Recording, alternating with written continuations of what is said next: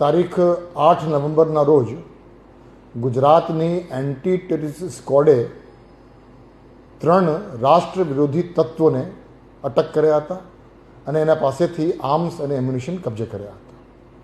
બીજા દિવસે ફરીદાબાદમાં પણ રાષ્ટ્ર વિરોધી તત્વો વિરુદ્ધ કાયદેસરની કાર્યવાહી કરવામાં આવી અને એ જ દિવસે દિલ્હીમાં એક બોમ્બ બ્લાસ્ટ પણ થઈ હતી.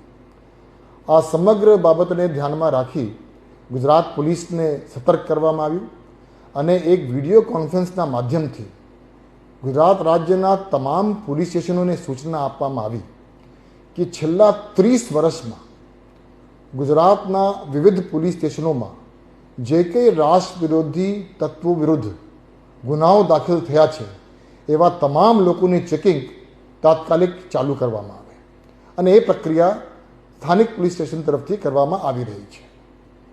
આજે દરેક પોલીસ સ્ટેશનને ફરીથી તાકીદ કરવામાં આવી છે અને સખ્ત સૂચના આપવામાં આવી છે કે આ જે સંપૂર્ણ કામગીરી છે ચેકિંગની, વેરિફિકેશનની, આવતા 100 કલાકમાં એ પ્રક્રિયા પૂર્ણ કરવામાં આવે. ગુજરાત રાજ્યમાં છેલ્લા 30 વર્ષમાં જે કોઈ આતંકી અથવા જે કોઈ રાષ્ટ્ર વિરોધી તત્વ વિરુદ્ધમાં ગુનાઓ દાખલ થયા છે તેવા તમામ આરોપીઓની વેરિફિકેશન થયા પછી ડોઝિયર તૈયાર કરવા માટે આવતા 100 કલાકમાં આ કામગીરી પૂર્ણ કરવા દરેક પોલીસ સ્ટેશનોને સૂચના આપવામાં આવી છે. ગુજરાતભરના તાજા સમાચાર મેળવવા માટે અમારી ગુજરાત નેશનલ ટીવી ન્યૂઝને સબસ્ક્રાઇબ કરો, બેલ આઇકોન પર ક્લિક કરો.